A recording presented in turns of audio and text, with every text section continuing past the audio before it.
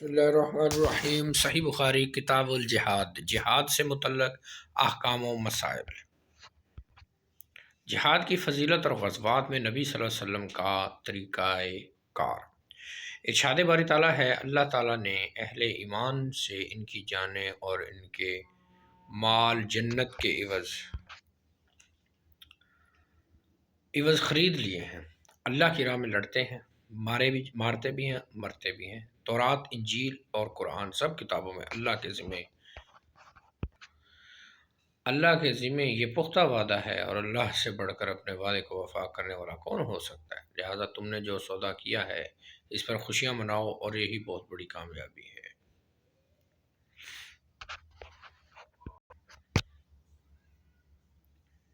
وہ توبہ کرنے والے، عبادت گزار، حمد کرنے والے، روزہ دار، رکوع کرنے والے، سجدہ کرنے والے، بھلے کاموں کا چرچا کرنے والے، برے کاموں سے روکنے والے، حدود اللہ کی حفاظت کرنے والے ہوتے ہیں۔ ایسے اہل ایمان کو آپ خوشخبری سنا دیں۔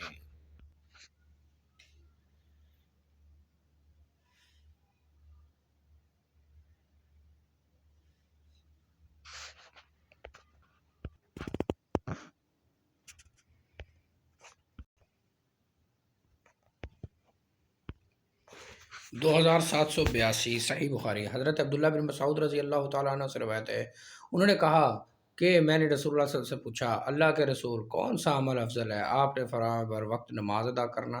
میں نے عرض کیا اس کے بعد؟ آپ نے فرمایا والدین کے ساتھ اچھا سلوک کرنا۔ میں نے عرض کیا پھر اس کے بعد؟ آپ نے فرمایا اللہ کے راستے میں جہاد کرنا۔ پھر میں نے رسول اللہ صلی اللہ علیہ وسلم سے سوال کرنے میں سکوت اختیار کیا، اگر میں زیادہ پوچھتا تو آپ مجھے مزید جوابات سے نوازتے۔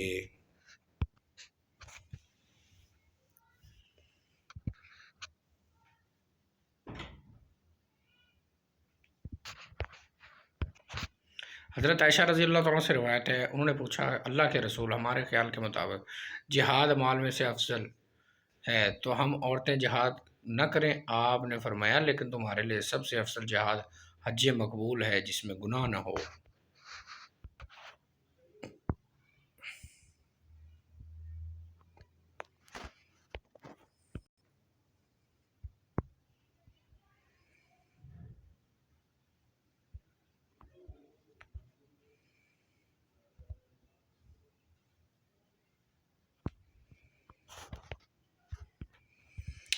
صحیح بخاری۔ حضرت ابو ہریرہ رضی اللہ عنہ نے فرمایا، مجاہد کا گھوڑا جب رسی میں بندھا ہوا زمین پر پاؤں مارتا ہے تو اس پر بھی اس کے لیے نیکیاں لکھی جاتی ہیں۔ لوگوں میں افضل مومن وہ ہے جو اللہ کی راہ میں جان و مال سے جہاد کرے۔ صحیح بخاری۔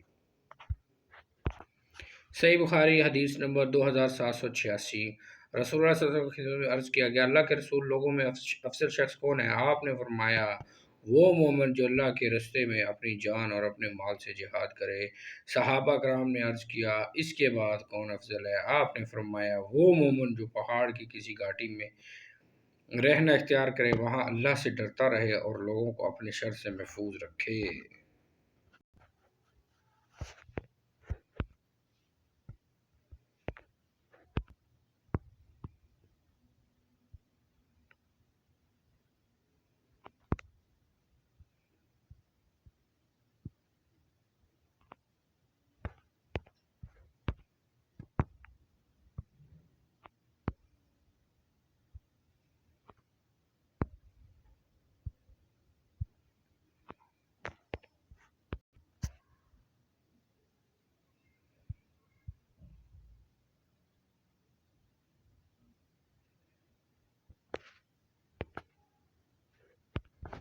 صحیح بخاری حدیث نمبر 2790۔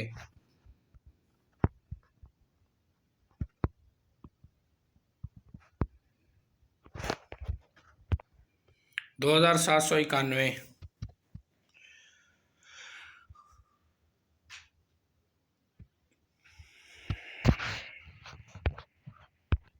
اللہ کے راستے میں صبح و شام چلنے اور جنت میں ایک کمان برابر جگہ کی فضیلت۔ 2752۔ حضرت انس رضی اللہ تعالیٰ سے روایت ہے، وہ نبی صلی اللہ علیہ وسلم سے بیان کرتے ہیں، آپ نے فرمایا، اللہ کی راستے میں گزرنے والی ایک صبح یا ایک شام دنیا سے اور جو کچھ دنیا میں سب سے بہتر ہے۔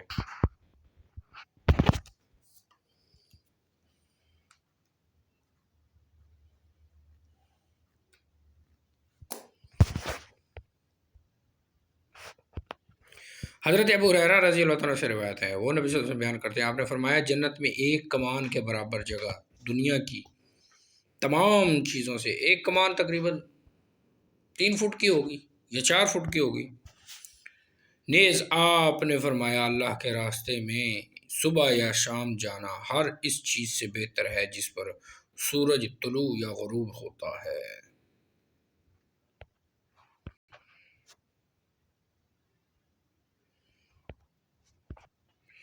حور کو اس لیے حور کہتے ہیں، اسے دیکھتے ہی آنکھ حیرت زدہ رہ جائے گی، اس کی آنکھ کا سیاہ حصہ انتہائی سیاہ اور سفید حصہ انتہائی سفید ہوگا۔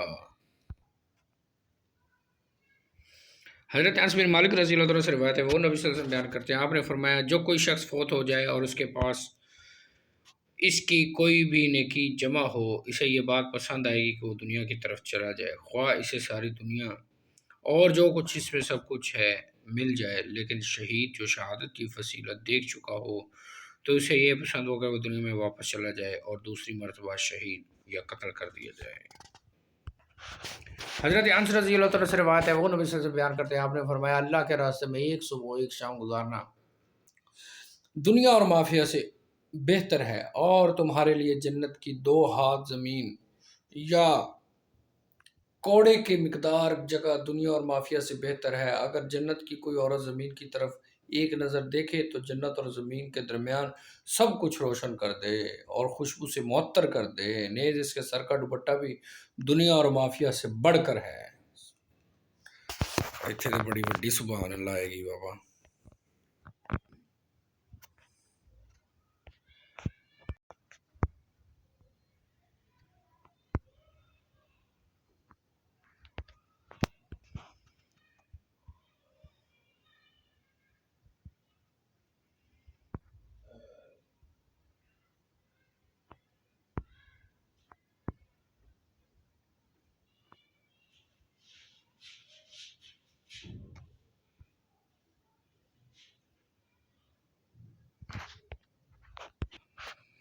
جو شخص اللہ کی راہ میں زخمی ہو جائے یا اسے نیزہ مارا جائے،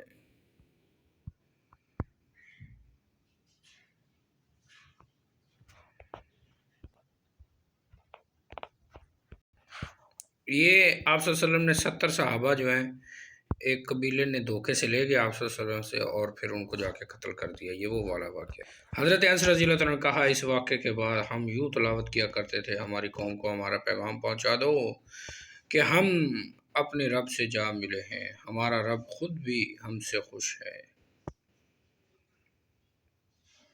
پھر اس کے بعد یہ آیت منسوخ ہو گئی اور آپ صلی اللہ علیہ وسلم نے 40 روز تک نماز صبح میں قبیلہ رعل، ذکوان اور بنو لحان اور بنو عصیہ پر بد دعا کی اور جنہوں نے اللہ اور اس کے رسول کی نافرمانی کی تھی۔ بنو سلیم کے کچھ لوگ رسول اللہ صلی اللہ علیہ وسلم کی خدمت میں حاضر ہوئے، انہوں نے خود کو مسلمان ظاہر کر کے درخواست کی کہ ہمارے ہمراہ کچھ قرا بھیج دیں تاکہ ہمیں دین اسلام کی تعلیم دے۔ رسول اللہ صلی اللہ علیہ وسلم سلیم رضی اللہ تعالیٰ عنہ کے بھائی حضرت حرام بن ملحان رضی اللہ تعالیٰ عنہ اور 70 آدمیوں کو ان کے ہمراہ بنو عمر کی طرف روانہ کر دیا۔ حضرت انس رضی اللہ عنہ کے یہ ماموں ہیں حرام بن ملحان، یہ 70 آدمی انصار کے قاری اور قرآن کریم کے ماہر تھے، لیکن راستے میں بنو سلیم نے غداری کی اور بیر معونہ کے پاس انہیں ناحق قتل کر دیا۔ لعنت کے سلسلے میں جن قبائل کا ذکر آیا ہے وہ سب بنو سلیم کی شاخیں ہیں، یعنی یہ قبیلہ رعل، ذکوان اور بنو لحان اور بنو عصیہ۔ 2803 حضرت ابو ہریرہ رضی اللہ عنہ سے روایت ہے، رسول اللہ صلی اللہ علیہ وسلم نے فرمایا مجھے اس ذات کی قسم جس کے ہاتھ میں میری جان ہے، جو شخص اللہ کے راستے میں زخمی ہوا اور اللہ ہی خوب جانتا ہے اس کے راستے میں زخمی کون ہوتا ہے، وہ شخص قیامت کے دن اس طرح آئے گا کہ اس کے زخموں سے خون بہہ رہا ہو، رنگ تو خون جیسا ہوگا مگر اس کی خوشبو کستوری کی خوشبو جیسی ہوگی۔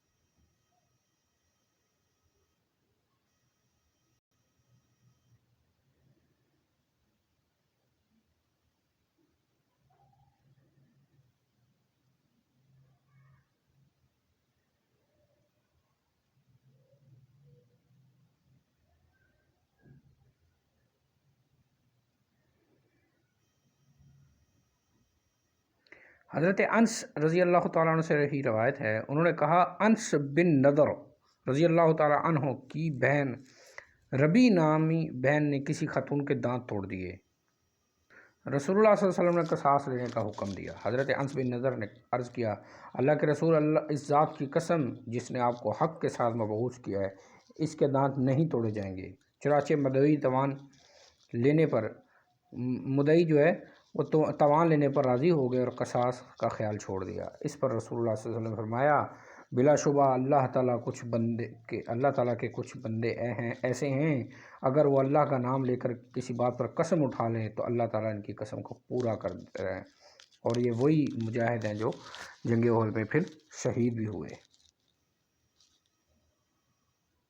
حضرت زید بن ثابت رضی اللہ تعالیٰ سے روایت ہے، انہوں نے کہا، میں قرآن مجید کو مصحف میں لکھ رہا تھا، میں نے اس دوران سورہ احزاب کی ایک آیت گم پائی جسے میں نے رسول اللہ صلی اللہ علیہ وسلم کو پڑھتے ہوئے سنا تھا۔ تلاش بسیار کے بعد وہ مجھے حضرت خزیمہ بن ثابت انصاری رضی اللہ عنہ کے پاس مل گئی، جن کی گواہی میں رسول اللہ صلی اللہ علیہ وسلم نے 2 آدمیوں کی گواہی کو کے برابر قرار دیا تھا، اور وہ اللہ تعالیٰ کا یہ ارشاد، اہل ایمان میں سے کچھ لوگوں نے اللہ تعالیٰ کے کیے ہوئے عہد کو سچا کر دکھایا۔ حضرت برا رضی اللہ تعالیٰ عنہ سے روایت ہے، نبی صلی اللہ علیہ وسلم کے پاس ایک آدمی آیا جو زرہ پہنے ہوئے تھا۔ اس نے عرض کیا، اللہ کے رسول، میں پہلے جنگ لڑوں یا اسلام لے آؤں؟ آپ صلی اللہ علیہ وسلم نے فرمایا، پہلے اسلام لے آؤ پھر جنگ لڑو۔ چنانچہ وہ پہلے اسلام لے آئے، اس کے بعد جنگ میں شریک ہوا، پھر شہید ہو گیا۔ رسول اللہ صلی اللہ علیہ وسلم نے فرمایا، اس نے عمل تھوڑا کیا مگر اجر زیادہ پایا۔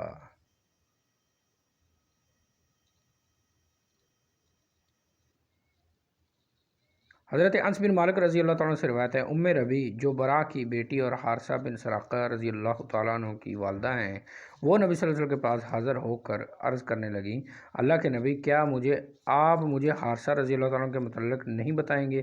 وہ غزوہ بدر میں اچانک تیر لگنے سے شہید ہو گیا تھا۔ اگر وہ جنت میں ہے تو میں صبر کروں، اگر کوئی دوسری بات ہے تو اس پر جی بھر کے رو لوں۔ آپ نے فرمایا، اے حارثہ، جنت پہ تو درجہ بدرجہ کئی باغ ہیں، اور تیرا بیٹا فردوس اعلیٰ میں ہے۔ سبحان اللہ۔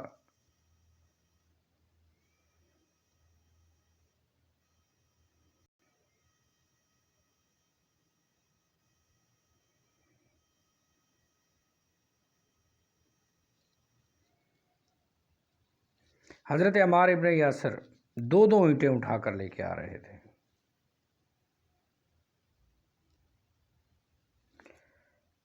یہ جب کوئی مسجد نبوی تعمیر ہو رہی تھی تو لوگ ایک ایک اینٹ اٹھا رہے تھے، حضرت عمار ابن یاسر 2 اینٹیں اٹھا کر لا رہے تھے۔ اچانک نبی صلی اللہ علیہ وسلم کا گزر ان کے پاس سے ہوا تو آپ نے ان کے سر سے غبار جھاڑتے ہوئے، آئے ہائے، اوئے ہوئے ہوئے، کیا محبت ہوگی، کیا کیا کیا وہ نظام ہوگا جب یہ واقعہ پیش آیا۔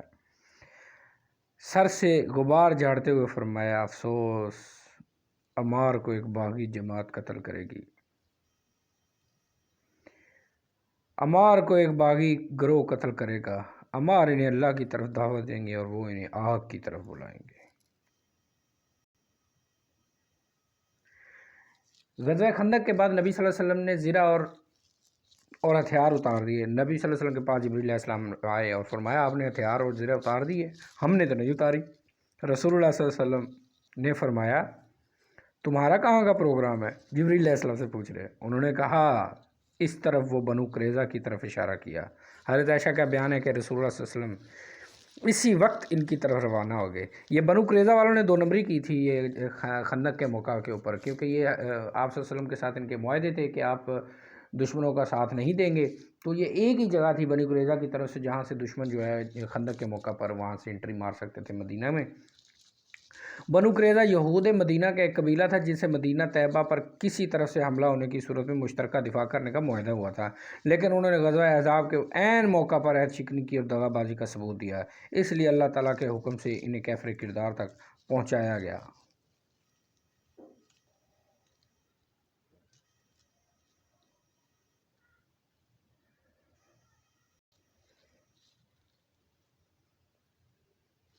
حضرت جابر بن عبداللہ رضی اللہ عنہ کا روایت ہے، انہوں نے کہا، میرے والد گرامی کو نبی صلی اللہ علیہ وسلم کی خدمت میں اس حالت میں لایا گیا کہ ان کا مسلح کیا گیا تھا۔ یہ جابر بن عبداللہ وہی ہیں جن کو آپ صلی اللہ علیہ وسلم نے کوئی قرض بھی ادا کیا تھا اور ایکسٹرا پیسے بھی دیے تھے۔ اور بھی ان کے بہت سے فضائل ہیں۔ جابر بن عبداللہ رضی اللہ تعالیٰ عنہ سے، جن سے آپ نے کہا تھا کہ آپ نے ایک شادی شدہ عورت سے شادی کی ہے، آپ کو چاہیے تھا کہ کنواری لڑکی سے کرتے، تو انہوں نے کہا کہ میری بہنیں ہیں اور اس وجہ سے میں نے شادی جو ہے بیوہ سے کی ہے۔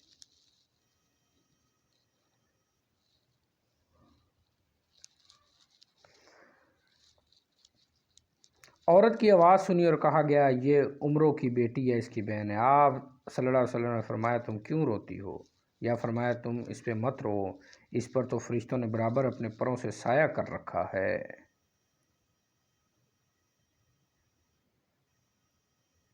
حضرت عبداللہ بن عوفہ سے روایت ہے، انہوں نے عمرو بن عبداللہ کے مولا اور کاتب ابو النضر سالم کو لکھا ہے، رسول اللہ صلی اللہ علیہ وسلم نے فرمایا جان لو جنت تلواروں کے سائے کے تلے ہے۔ جس نے جہاد کے لیے اللہ سے اولاد کی طلب کی۔ 2819۔ رسول اللہ صلی اللہ علیہ وسلم بیان ہے، حضرت سلیمان بن داؤد علیہ السلام نے کہا آج رات 100 یا 99 بیویوں کے پاس جاؤں گا، ہر بیوی سے ایک ایک بچہ، ایک ایک شہ سوار جنے گی جو اللہ تعالیٰ کے راستے میں جہاد کریں گے۔ ان سے ان کے ساتھی نے کہا آپ انشاءاللہ بھی کہیں، لیکن انہوں نے انشاءاللہ نہ کہا، چنانچہ صرف ایک بیوی حاملہ ہوئی اور اس کے ہاں بھی ناقص بچہ پیدا ہوا۔ اس ذات کی قسم جس کے ہاتھ میں محمد صلی اللہ علیہ وسلم کی جان ہے، اگر سلیمان علیہ السلام اس وقت انشاءاللہ کہہ دیتے تو سب کے ہاں بچے پیدا ہوتے اور سب شاہ سوار اللہ کے راستے میں جہاد کرتے۔ حضرت انس رضی اللہ عنہ سے روایت ہے، انہوں نے فرمایا نبی صلی اللہ علیہ وسلم تمام لوگوں سے زیادہ خوبصورت، سب لوگوں سے زیادہ بہادر اور سب سے زیادہ فیاض تھے۔ ایک رات ایسا ہوا کہ اہل مدینہ خوف زدہ ہوئے تو نبی صلی اللہ علیہ وسلم گھوڑے پر سوار ہو کے سب سے پہلے آئے، فرمایا فکر کی کوئی بات نہیں ہے، البتہ ہم نے اس گھوڑے کو سمندر کی طرف رواں دواں پایا۔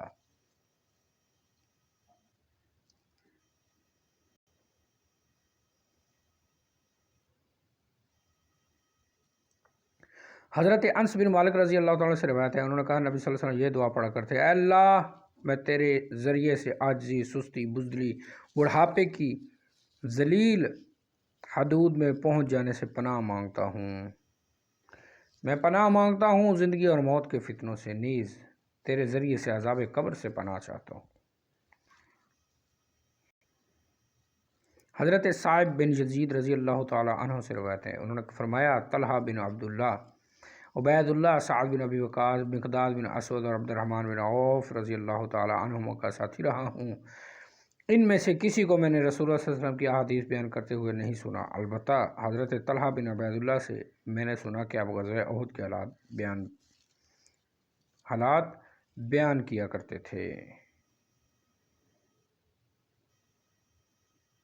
حضرت ابو ہریرہ رضی اللہ عنہ سے روایت ہے کہ رسول اللہ صلی اللہ علیہ وسلم فرمایا اللہ تعالیٰ ایسے دو آدمیوں پر ہنس دے گا، ان میں سے ایک نے دوسرے کو قتل کیا تھا، پھر بھی دونوں جنت میں داخل ہو گئے۔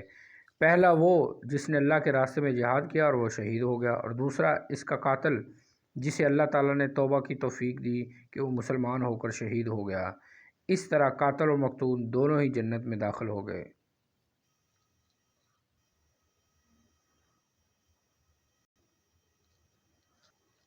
حضرت ابو ہریرہ رضی اللہ تعالیٰ عنہ سے روایت ہے، رسول اللہ صلی اللہ علیہ وسلم فرمایا شہید 5 قسم کے ہوتے ہیں، طاعون میں مرنے والا، پیٹ کی بیماری سے مرنے والا، غرق ہو کر مرنے والا، دیوار کے نیچے دب کر مرنے والا، 5واں جو اللہ کی راہ میں شہید ہو جائے۔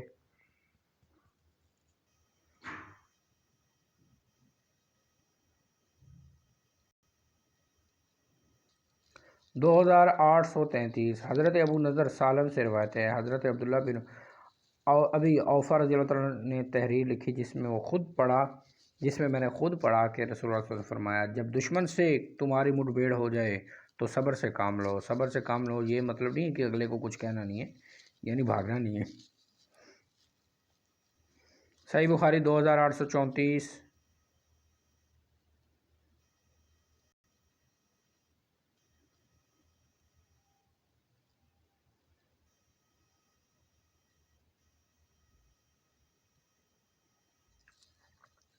دو ہزار 837۔ حضرت برا بن عازب ہی سے روایت ہے، انہوں نے کہا میں نے نبی صلی اللہ علیہ وسلم کو غزوہ احزاب کے دن مٹی اٹھاتے دیکھا اور مٹی نے آپ کے پیٹ کا گورا رنگ چھپا لیا تھا۔ اس وقت آپ یہ فرما رہے تھے، تو ہدایت گر نہ کرتا کہاں ملتی نجات، کیسے پڑھتے ہم نمازیں کیسے دیتے ہم زکوٰۃ۔